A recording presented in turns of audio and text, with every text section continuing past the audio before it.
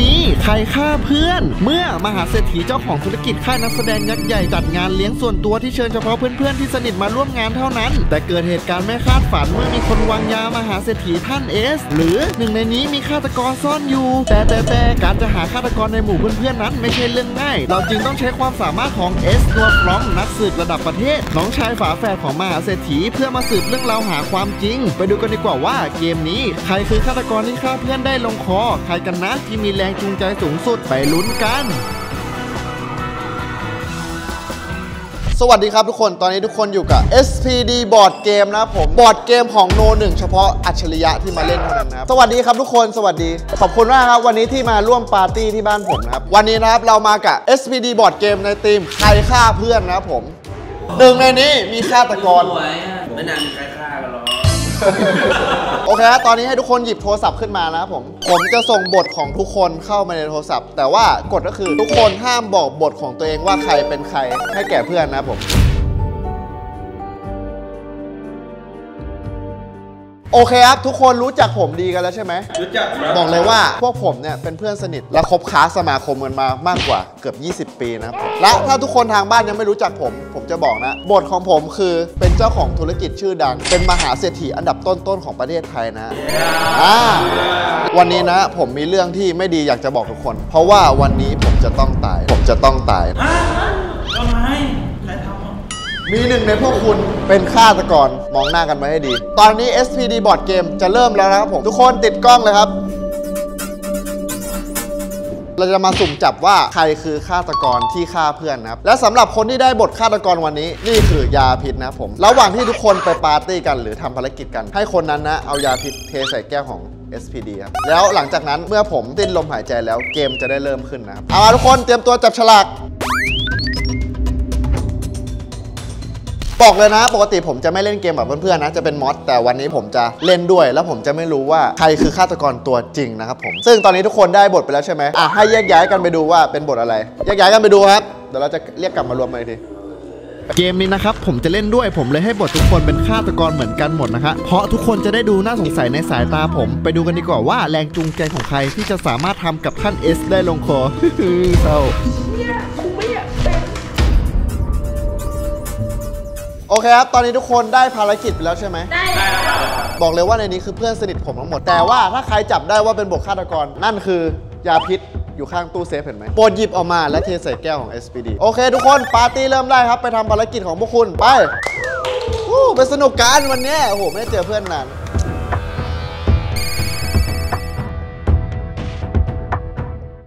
ตื่นเต้นอ้าวมาถึงเราก็เจอน้อง VJ เลยนะครับผมว่าไงครับ VJ สาวนี่ได้เข้ามาทำงานนี่10 ปีเลยใช่ไหมใช่ไม่ได้เดบิวต์สักทีเฮ้ยเราไม่พูดเรื่องความแค้นเลยกันไม่ได้เดบิวต์ไม่เป็นไรนะคะให้นอนในกรงต้มไก่อย่าไปพูดเยอะเดี๋ยวเขารู้กันเดี๋ยวหักเงินเดือนเลยนะไม่ได้ไปต้องให้ดุนั่นแหละทำความสะอาดค่ะระหว่างนี้ผมจะคุยบทเรื่องราวความหลังของทุกคนในที่แห่งนี้ไปดูกันดีกว่าว่าบทไหนที่จะมีแรงจูงใจในการฆาตกรรม SPD กันไปดูกัน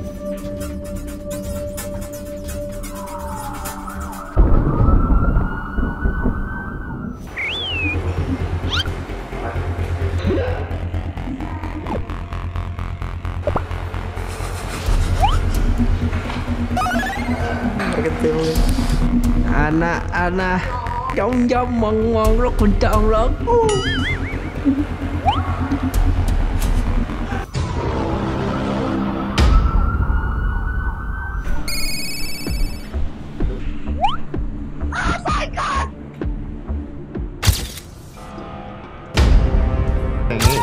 ไม่เป็นไรนะคะให้นอนในกรงต้มไก่เดี๋ยวหักเงินเดือนเลยนะ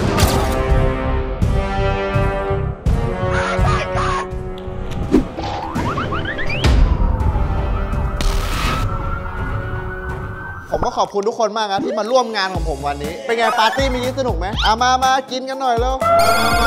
ชวนเชียร์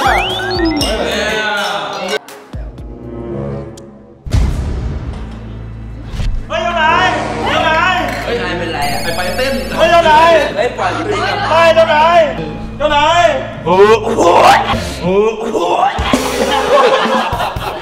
ในสวนลงสุดท้ายวันเปิดไม่กลัวเจ้านายไม่ต้องการ การชายชาตรีเจ้านายต้องการกินนาลีเจ้านายต้องการกินนาลีเจ้านายโอ้ยลงกี่วันแล้วเนี่ยไม่กล้าเข้าใกล้ไอ้ไปเอ้ย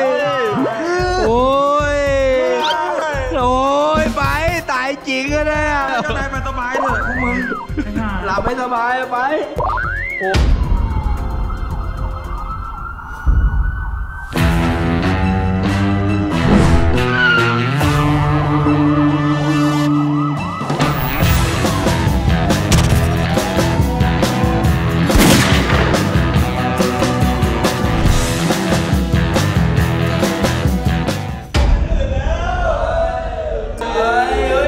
คนหยุดอย่าขยับคนอย่ามาจับหลักฐานถอยไปกัน2 คนไม่ต้องสงสัยนะว่าผมเป็นใครนะบทเรียกผมว่าเอสนัวฟลองฟ้องพ่อฟ้องแม่ฟ้องพ่อฟ้องแม่ไม่ใช่เอสนัวฟลองนักสืบฝรั่งเศสเนี่ยเรียกดิเอสนัวฟลองต้องครับผมแต่ขอสืบสิเห็นยันแบคทีเรียแล้วนี่คือพี่ชายฝาแฝดของผมเองตอนนี้ SPD บอร์ดเกมได้เริ่มขึ้นแล้วและนี่เป็นคลิปแรกที่ผมต้องมาตามสืบว่าใครคือฆาตกรแล้วบอกเลยว่าผมไม่รู้ยกเว้นทีมงานนะก่อนที่พี่ชายผมจะสิ้นชีวิตเขาคอค้างกับผมไว้ผมรู้หมดว่าใครคือใครนะผมจะบอกบทพวกคุณทุกคนนะคุณอุ้งเอิงผมจะบอกว่าคุณลุงเอิงเนี่ยมีความขัดแย้งกับพี่ชายผมนะซึ่งเขาเป็นยูทูบเบอร์สาวมาแรงผลงานดีแต่กลับโดนเจ้าของค่ายหักค่าตัว 98% และใช้งานหนักและบังคับให้ทำหน้าซิกมาเกิร์ทุกวันจนเกิดริ้วรอยซิกมาเกิร์ดิ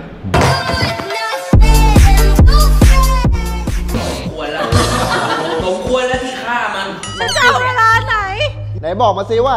เหตุใดแรงจูงใจของคุณจึงไม่ใช่ดิฉันทำภารกิจอยู่ข้างบนค่ะซ้อมเต้นเดี่ยวๆแล้วไงต่ออีกแล้วก็ลงมากินค่ะ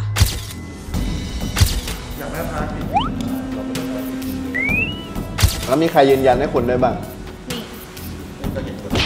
ก็เราก็มากินด้วยกันพี่คิมก็อยู่ก็อยู่ใช่ที่ฉันนั่งกินมีหลักฐานค่ะตรงกับเกมนี้ผมพยายามจะเก็บหลักฐานไปเลยนะเพราะว่าตอนระหว่างทำภารกิจผมไม่รู้เลยว่าใครแอบมาวางยาทุกคนมีสิทธิ์เป็นไปได้หมดนะผมคนต่อไปครับอย่าคิดว่าผมไม่รู้จักคุณมีความขัดแย้งกับพี่ชายผมเรื่องที่ว่าคุณเป็นนักร้องพังนะในค่ายของพี่ชายผมแต่ว่าพี่ชายผมเนี่ยบังคับให้คุณวักเพลงทรงอย่างแบดตลอด5 ปีจนคอคุณแตกใช่ครับไหนวักให้ฟังหน่อยโทบานุ่มแบดบอยไหนวักโชว์สิไม่เอาเดี๋ยวไปรอติ๊กต็อกพี่ชายคุณทำผมดังไปแล้วรอบใหญ่เลยขอข้อมูลหน่อยทำไมคุณถึงไม่ใช่ฆาตกรผมเดินลงมาผมสงสัยมากคือผมเห็นคุณครีมกับพัดเนี่ยยืนอยู่บริเวณเนี้ยอยู่ตรงโต๊ะแบบประจำเลยประจำจริงๆแป๊บเดียวไม่แป๊บมึงอยู่ยาวเลยแป๊บเดียวแล้วผมเดินมาขวดยาพิษที่พี่ชายคุณรับประทานไปมันหมดแล้วมันหมดไปแล้วผมก็ไม่รู้ว่าใครเทคุณเพียวนี่บอกเลยนะครับมีความสนิทชิดเชื้อกับพี่ชายผมเขาเป็นนักวิทยาศาสตร์ชื่อดังความแค้นของเขาคือตอนเด็กเขาถูกจับไปให้ทดลองวิทยาศาสตร์เกี่ยวกับแมลงสาบจนโตมากลัวแมลงสาบจนเสียสตินะครับผมความแค้นนี้จะเป็นไปได้ไหมถ้าผมเห็นแมลงสาบแล้วผมก็เสียสติจริงๆเพราะว่าพี่ชายของคุณเนี่ยมันแย่มากจริงๆแล้วผมไม่ได้เป็นคนทำเพราะว่าเมื่อกี้ผมได้ไปนอนดูดาวตกกับเขาครับมีดาวร่วงด้วยเฮ้ยนั่นไงนายเห็นดาวตกปะมืดขนาดนั้นท้องฟ้าวันนี้มืดเนาะแล้วผมมองขึ้นไปบนฟ้าใช่ไหมมันเหมือนกับว่าทุกอย่างเนี่ยได้ให้อภัยกันหมดแล้วการให้อภัยกันอาจจะไม่เกิดเป็นเหตุการณ์ฆาตกรรมก็ได้ครับคุณยูนะคนนี้เขาเป็นแรปเปอร์ชื่อดังและเขาเซ็นสัญญาในบริษัทของพี่ชายผมมากกว่า5 ปีแต่ว่าเหตุการณ์ที่เขาไม่ชอบกันเพราะว่าเขาโดนเจ้าของค่ายบังคับให้ชู2 นิ้วแก้มป่องไปเป็นหน้าปกอัลบั้มแล้วเมื่อไหร่คุณจะทำ2 นิ้วแก้มป่องให้ผมดูเขาจ้างผมมาทำ2 นิ้วแก้มป่องลงอัลบั้มผมยังทำไม่ได้เลยพี่บ่าวงั้นก็เสียใจด้วยครับคุณจะไม่ได้เซ็นสัญญาต่อซึ่งความขัดแย้งนี้จริงไหมครับผมบอกเลยว่าไม่จริงครับถ้าคุณคิดว่าไม่จริงเรื่อง2 นิ้วแก้มป่องไหนคุณทำให้ดูซิว่าคุณไม่ได้อายต่อสาธารณะผมอายครับ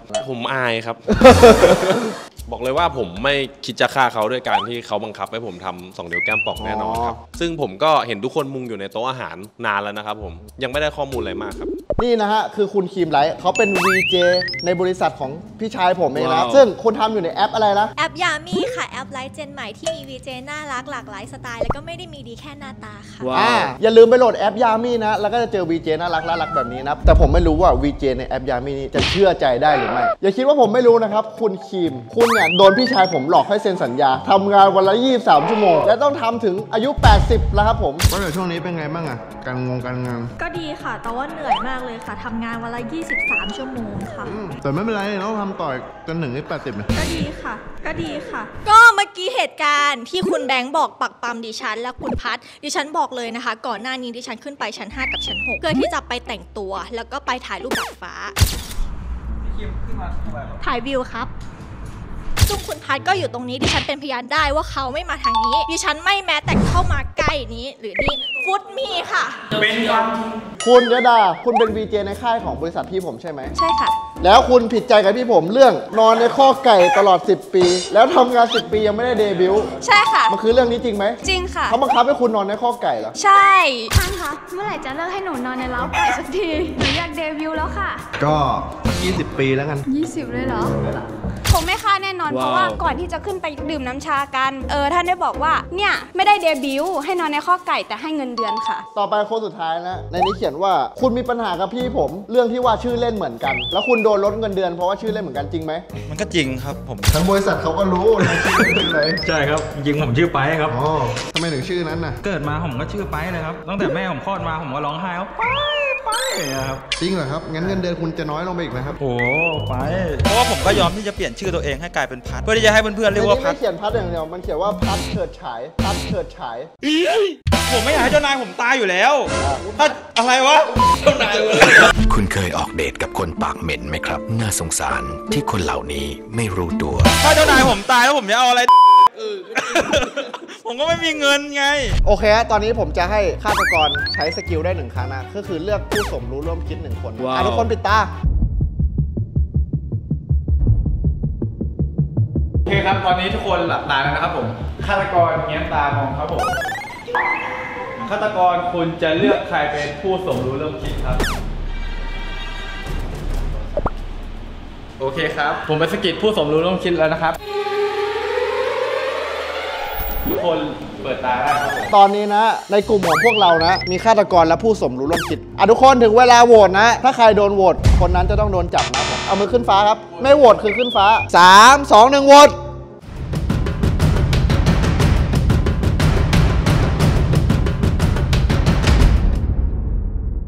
เป็นตามที่เอสมาฟรองคิดว่าจริงหลักฐานมันน้อยเกินไปภารกิจต่อไปแล้วบอกเลยว่าในตู้เซฟนี้อาจจะมีหลักฐานที่คนร้ายแอบใส่ไว้ข้างในซึ่งคำใบ้ฟอสส่งเข้าไปในโทรศัพท์ของพวกคุณทุกคนโอเคพวกคุณระวังตัวไว้ดีตอนนี้พวกคุณมีมีดแล้วก็มีนกหวีดเอาไว้เป่าเวลาเจอศพใครถ้าออกไปแล้วใครโดนแทงต้องนอนอยู่ตรงนั้นเลยแล้วถ้าเป่านกหวีดให้เพื่อนวิ่งไปรวมกันตรงจุดเกิดเหตุแล้วก็ค่อยกลับมาประชุมกันตรงนี้ผู้สมรู้ร่วมคิดไม่สามารถฆ่าได้ฆาตกรฆ่าได้คนเดียวโอเคทุกคนเริ่มภารกิจทุกคนต้องออกไปตามหารหัสนะครับผมแต่ผมเอสมาฟรองไม่สามารถไปได้เพราะผมต้องเฝ้าพี่ชายผมกับหลักฐานตรงนี้นะครับทุกคนพร้อมไหมพร้อมแล้วไปได้เฮ้ยใครจะไปหากับผมมีใครไปกับผมเปล่าไปเดียวไปด้วยกันเลยมันไม่ไปอยู่เลยขึ้นด้วยเราไปกับมันไหมเอ้ยมึงก็โดนจ้วงในลิฟต์ดิมึงจะขึ้นไปทำขี้เลยโอ้โหขึ้นกันหมดอย่างนี้ไม่เอาอ่ะกูวิ่งดีกว่าเฮ้ยไปอยู่กับกูไปกับกูดิเนี่ยไปกัน3นี่คุณเป็นหรือเปล่าไม่มองตาจริงเฮ้ยวันวิ่งขึ้นไปแล้วตอนนี้ผมสมรู้ร่วมคิดกับยาดานะครับนี่พี่ไม่ได้ไปด้วยนะที่อยู่ตรงนี้อยู่ห้องนี้ไปเร็วเฮ้ยเจอแล้วเจอแล้วไม่รู้มึงจะเชื่อกูเปล่าแต่กูพูดจริงว่ากูบริสุทธิ์แรงจูงใจแค่นั้นกูไม่ฆ่าเพื่อนหรอกยาดานี่คือสิ่งที่กูไม่ไว้ใจก็คือไปด้วยกันเลยดิดูกลัวไม่ไปเลยครับผมเฮ้ยหรือว่าไปด้วยกัน3 คนน่าจะปลอดภัยกว่าผมรู้มึงจะไป3 คนทำไมกูก็ตายดิไม่เป็นไรผมไปคนเดียวไอ้พัทยาไม่ไปดีกว่าเดี๋ยวนะเมื่อกี้ยาดาไปกับองค์เอิงไม่ใช่เหรอไม่หนูไปรอพี่เอิงกับพี่คิมดีกว่าเชื่อไว้ใจใครไม่ได้เลยแปลกแล้วห้องน้ำชั้น4อยู่ตรงไหนวะพี่เพียวห้องน้ำมีห้องน้ำปะไม่ห้องอะไรนะห้องน้ำมีห้องน้ำปะ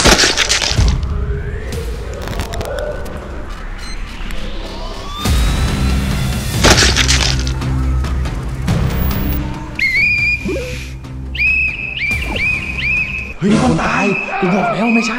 ว่ะเห็นไหมไม่ใช่พวกเราเฮ้ยมีคนเจอเราอยู่ด้วยกันตลอดเลยเฮ้ย ผมได้ยินเสียงนกหวีดไปกูบอกแล้วมันเป็นแก๊งในแท็กมึงเชื่อกูยังเฮ้ยไอ้เพียวตายใครเป็นคนเจอศพหนูออกลิฟต์ชั้น 4เมื่อกี้หนูบอกพี่ว่าหนูมาชั้น 4แต่ยังไม่ทันออกมาหนูก็เลยรีบเป่าก่อนแล้วก็จะวิ่งลงไอ้แบงค์อยู่ไหนมาชั้น 4ไอ้แบงค์กูอยู่นี่ไอ้แบงค์น่าสงสัยมึงเชื่อกูยังถ้ามึงอยู่กับกูต่อให้เป็นสมรู้ก็ฆ่าไม่ได้ทำไมมึงอยู่ตรงศพกูเพิ่งลงมาเมื่อกี้แล้วกูเข้าไปห้องน้ำเอสโนฟลองมาแล้วใจเย็นเอสโนฟลองมาแล้วชายผู้นี้ได้เสียชีวิตลงไปแล้วจากการตรวจวัดชีพจรของเอสโนฟลองเสียใจด้วยทุกคนอย่าเพิ่งยุ่งกับศพอย่าเพิ่งจับอะไรทั้งสิ้นเราไปประชุมกันก่อนไปเมื่อกี้ในระหว่างทุกคนออกไปทำภารกิจหารหัสลับได้รหัสมาไหมได้ค่ะเฮ้ยมีคนได้รหัสมา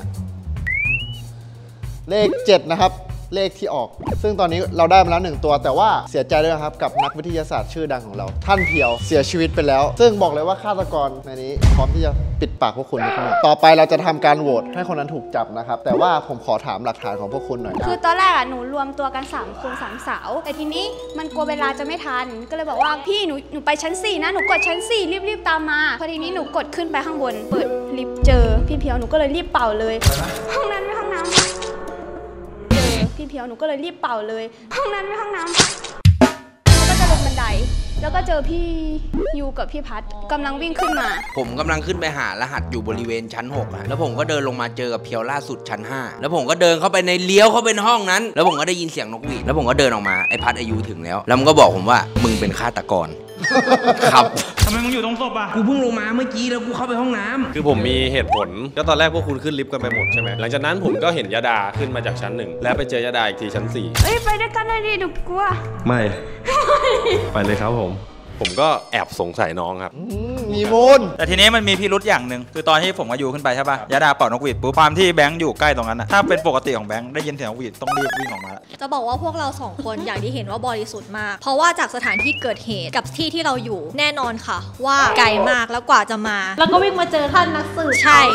พอดีเลยใช่ค่ะอะไรกันสาวทุกคนถึงเวลาโหวตนะเอามือยกขึ้น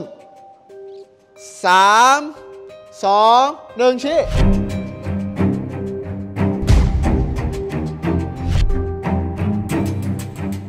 ชี้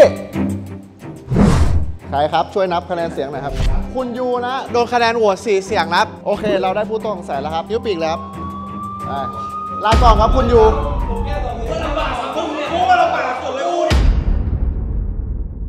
ตอนนี้นะทุกคนหาเลขเปิดรหัสลับได้1ตัวนะผมต้องการอีกแค่2ตัวนะพร้อมกันไหมพร้อมครับไปโอเคทุกคนไปทำภารกิจได้ไปพี่เคมกับของเอิญอยู่ข้างล่างใช่เพราะเขาเลยไม่เห็นอะไรทำไมไม่ฟังคำผมพูดก็ตอนแรกยาก็อยู่กับพวกเขาไงใช่พอตอนแรกยาดาก็อยู่กับพวกพี่กระจายหาของแล้วกระจายหาของไปด้วยแบบจริงใจไอ้ตะโกนพี่เอิงให้ตามไปพี่เอิงชั้น 4นะจะบอกว่ายาดากับพี่คีมนะเป็นสาวๆจาก VJ แอป Yami นะผมเป็นแอปไลฟ์เจนใหม่ที่ทำให้คุณเพลิดเพลินได้ทั้งวันกับฟังก์ชันสุดว้าวที่คิดมาให้คุณใช้งานง่ายที่สุดบอกเลยนะแอปนี้ใช้งานง่ายมากครับเดี๋ยวผมจะเล่นให้ดู VJ แอปนี่นะครับไม่ได้มีดีแค่หน้าตานะครับผมคือความสามารถเขาก็มีมี VJ นะติดตามเยอะมากแล้วบอกเลยนะแอปนี้ครับเหมาะกับวัยรุ่นไปจนถึงวัยทำงานเลยนะแล้วถ้าใครอยากจะสมัครมาเป็น VJ นะครับไม่ต้องมีประสบการณ์ขอแค่ชอบไลฟ์ก็พอนะนี่อย่าลืมไปโหลดกันนะแอป Yami โหลดได้ทั้งระบบ iOS และ Android นะครับผมตั้งสมาธิให้ดีคิดเฮ้ยนี่ไง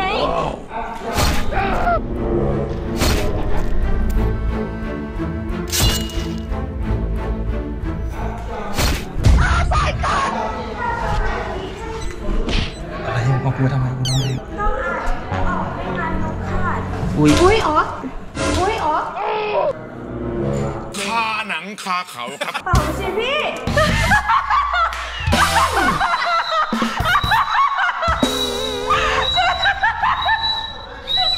เฮ้ยหน้าลิฟต์เลยเหรอครับฆ่าฉันให้ตายดีกว่าเก็บไว้พูดในที่ประชุมทุกคนอย่าเพิ่งพูดหลักฐานอะไรออกมาคุณพัดเขาเสียชีวิตจริงๆเดี๋ยวเราไปคุยกันดีกว่าครับมาฮะผมจะไม่พูดพร่ำทำเพลงอะไรมากคุณพูดก่อนคนแรกเพราะหน้ามึงดูโลกมากเลยถึงผมจะ ดูเสพแต่ผมก็ไม่ พูดสิพูดมีอะไรก็พูด ผมแค่เอานิ้วไปจิ้มเขาล่วงเลยใช่เขาอาจจะเข้าใจผิดก็ได้นะครับ จังหวะคิดคอมมากค่ะ คือเมื่อกี้ที่ฉันน่ะจะไปหาหลักฐานหารหัสที่ตู้เย็น จากนั้นพวกเราก็เดินมาแล้วต่อแล้วยาดาก็กำลังอ่านกำลังจะไปหารหัสเห็นหลักฐานอุ้ยอ๋ออยากถามคุณว่าคุณรีบไปไหนคุณฆาตกรง่วงจะล่าเขาเข้าลิฟต์ครับแต่นี่ไม่มาทุกคนเอามือขึ้นพร้อมโหวตฆาตกรคนที่คนสงสัยมากที่สุด3 2 1โหวตในเมื่อคุณแบงค์นะคะแนนโหวตมากถึง4 เสียงนะครับตำรวจครับจับผู้ต้องสงสัยด้วยครับคนนี้น่าจะของจริงแล้วครับลากไปเลยครับผมขอตัวไปทำเพลงก่อนนะครับ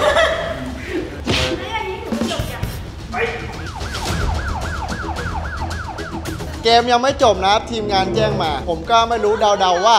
ตอนเนี้ยถ้าฆาตกรออกจากเกมแล้วใช่ไหมจะเหลือผู้สมรู้ร่วมคิดที่ขึ้นมาเป็นฆาตกรแทนไม่รู้ว่าหมดหรือยังนะแต่ว่าเราต้องไปต่อกันอีกเกมนะครับขอรหัสตัวที่2นะครับพี่คิมเจอมารหัสตัวที่2คือ4นะ74แล้วเหลืออีก1ตัวเป็นตาสุดท้ายซึ่งถ้าเหลือแต่คนดีจงหารหัสมาเปิดตู้เซฟให้ได้แต่ว่าถ้ามีคนร้ายอยู่ในนี้ผมจะเป็นคนเล่าเหตุการณ์ทุกอย่างให้ฟังเองนะครับผมได้เชิญสะดวกสบายไปทำงานได้ไม่เหนื่อยแต่อาจจะเดินทางช้าอย่ามาอยู่กับพี่นะแม่คำใบว่าเปลี่ยน CO เป็น O2 มีความสูงมากกว่ามนุษย์คือเรียกว่าเราไปลองดูกันถ้าผมคิดไม่ผิดนะ1 ใน 3วันนั้นมีผู้สมรู้ร่วมคิด1 คนและเกมนี้เขาจะฆ่า1 คนผมต้องมาชี้ตัวให้ถูกว่าเขาคือใครนะมาดูกันสมมุติถ้าเกิดพี่คิมเป็นฆาตกรอะจะเป็นได้ไงวะเขาก็ไม่หาคำตอบนี่ไงเฮ้ยตกใจพี่คิมเจอไหมไม่เจอของพี่คิมชื่ออะไรเขาบอกว่าอยู่ในอาคารป้องกันสถานการณ์อัคคีภัยหาทุกอันแล้วของหนูว่าสะดวกสบายไปทำงานได้ไม่เหนื่อยแต่อาจจะเดินทางช้าในเวลาเร่งด่วนก็คือรถยนต์อยู่ในรถเหรอเปิดรถไม่ออกหรือว่ารถยนต์ข้างบนเปล่าไอ้ที่ของเล่นเนาะไอ้ของเล่นตรงนั้นอะชั้นเดียวกับตุ๊กตา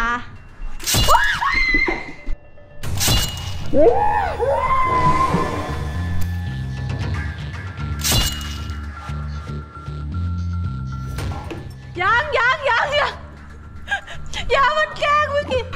จริงเหรอจริงวะเนี่ยช่วยด้วยป่าแล้วหนูก็รีบวิ่งเลยนะพี่เอามากินคือยังไม่แกล้งแล้วพี่ถึงจะแกล้งแล้วพอพี่คิมก็มาทีหลังโอเคครับเป็นอย่างที่ผมคิดมันเหลือผู้สมรู้ร่วมคิดอีกแค่1 คนนะครับผมจะมีอะไรจะพูดไหมมีค่ะบอกมาเลยคนนี้ค่ะเขาเป็นฆาตกรเล่ามาสิสืบเนื่องจากว่าเรากำลังพยายามหารหัสตัวที่3ใช่ไหมคะแล้วทีนี้ค่ะดิฉันก็ไปเจอเขาอยู่ข้างล่างค่ะแล้วพอทีนี้ค่ะพี่คิมลงมาค่ะอย่าแทงพี่คิมแล้วทีนี้พี่คิมก็นอนลงไปตายใช่ไหมใช่ค่ะคุณแทงแล้วคุณกินแล้วหนูก็เลยเอาสปินน้องไม่ใช่ค่ะอย่าแทงพี่คิมใช่ไหมแล้วทีนี้ใช่ไหมลิ้นคุณเป็นอะไรลิ้นคุณพูดชัดๆหน่อยนักสืบฟังไม่รู้เรื่องพูดไม่รู้เรื่องแล้วพูดแบกซะเร็วเลยยาแทนพี่คิมใช่ไหมแล้วทีนี้เขาก็ตกใจเขาก็เลยบอกพี่คิมว่าพี่คิมยาแกล้งเฉยๆเพราะพี่คิมลงไปนอนแล้วแต่พี่คิมก็ไม่ฟื้นขึ้นมาเล่นกับเขาอีกเลยสรุปแล้วมันคือเรื่องจริงไม่ใช่โกหกมันคือเรื่องไม่จริงโอเคครับเดี๋ยวผมขอสืบแป๊บนึง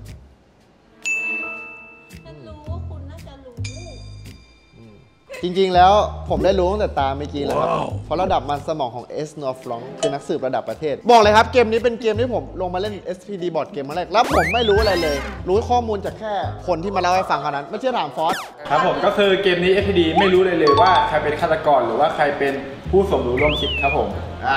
มจับได้ตั้งแต่ตาเมื่อกี้แล้วที่ผู้หญิง3 คนมั่นใจกันมากนะครับผมแต่ว่ามีประโยคนึงครับหลุดออกมาจากน้องยดาประโยคนั้นก็คือทำไมพี่แบงค์ไม่เป่านกหวีดเป่าสิพี่ ซึ่งประโยคนี้ไม่ใช่ประโยคที่คนดีเขาพูดกันนะเพราะว่าเมื่อคนดีเห็นศพเขาจะตกใจรีบเป่าแล้วโทษว่านั่นคือฆาตกรแต่การที่บอกว่าทำไมไม่เป่าเพราะว่าฆาตกรอาจจะคิดไม่ทันประโยคนี้เป็นประโยคแห่งการช่วยเหลือนะครับซึ่งถ้าผมเดาผิดนี่น่าแตกละเอียดเลยนะครับผมมาเราพร้อมที่จะโหวตกันแล้วยกมือขึ้น3 2 1ชี้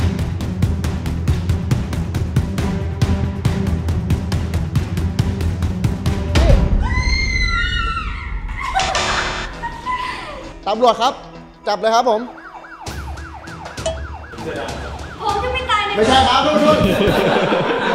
ผมไม่ตายในคุกผมไม่ตายในคุก นี่แหละเขาได้เฉลยโอเคครับตอนนี้จบเกมแล้วผมซึ่งผมเป็นสายสืบเอ็นโนฟลองนะผมได้ทำการคำนวณแล้วแบงค์คือฆาตกรจริงไหมครับ บอกเลยคุณโคตรไก่ ทำไมครับ ผมเป็นผู้สมรู้ร่วมคิด ผมเป็นผู้สมรู้ร่วมคิด งงเป็นไก่ตาแตกเลย ตอบจริงเอาเหรออ้าวคนนี้เหรอใส่ยาโอ้ช่างกล้าแต่ไม่เป็นไรผมก็พาทีมผมชนะได้เย้เย้ผมจะเปิดให้ดูนะในนี้มีอะไรนี่นะครับก็คือขวดยาพิษนะดูจากลายมือก็คือของน้องยดานั่นเอง ไม่เก่งจริงๆไม่ไปเอาไปเข้าเครื่องหน่อย โอเคครับเดี๋ยวเราจะมาสัมภาษณ์เพื่อนๆทุกคนนะมีอะไรอยากจะพูดกับเกมนี้บ้างไหมอ่ะ ก็จะบอกว่าสนุกมากเลยค่ะ ก็ตื่นเต้นมาก เกมนี้ผมก็ขอบคุณเอ็ดโนโมะครับเอ็ดโนโมะครับโมเก่งจริงผมนั่งฟังมาจากที่เขาวิเคราะห์หลายๆอย่าง ค่อนข้างที่จะไปทางไม่ถูก ก็ขอบคุณเขาจริงๆครับ ครั้งหน้าขอให้มาอีกครับ ขอบคุณมากเกมนี้สนุกมากนะน้องก็เล่นเก่งมากแบงก์ก็เก่งเหมือนกัน ไม่ครับ ทั้งคู่เลยโอเค ครับผม อ่ะว่าไง ก็เกมนี้ก็ขอบคุณมากๆฮะคือบอกเลยว่ายาดาคนเดียวเลยเกมนี้คือแม่งเก่งจริง ก็ผมไม่บอกว่าผมเกมนี้ผมโง่มากครับผมตายแบบโง่มาก จะบอกว่าเป็นฆาตกรครั้งแรกไม่เคยเล่นมาก่อน ก็เลยเล่นยากข้ามไม่เป็นใครอยู่ใกล้แทงหมดเลยปึ้งปึ้งปึ้งปึ้ง แล้ว แล้ว เรียกพี่แบงค์เป็นผู้สมรู้ร่วมคิด เขาโลกดี ถ้าคนอื่นสงสัยใช่ไหมคะ ก็จะสงสัยไปก่อน ก็สงสัยเขาไปก่อนแล้วก็เลยยิงเป้าเขาไปเลย โลกจริงโลกจริง บอกเลยคนนี้น่ากลัว ก็ขอบคุณนะถ้าใครชอบคลิปนี้อย่าลืมกดไลค์กด subscribe ให้ SPD นะเดี๋ยวเรากลับมากับ EP หน้ากับ SPD Board Game นะผมแล้วก็อยากขอบคุณ F Yami นะครับ F Life Gen ใหม่ดังสโลแกน Yami เพราะชีวิตมีไว้ให้โชว์แล้วก็ขอขอบคุณ Home Office อย่าง DX Resident ด้วยครับที่อำนวยสถานที่ให้ SPD มาเล่น SPD Board Game ใครฆ่าเพื่อนนะครับผม เจอกัน SPD Board Game คลิปหน้าไปแล้วบ๊ายบาย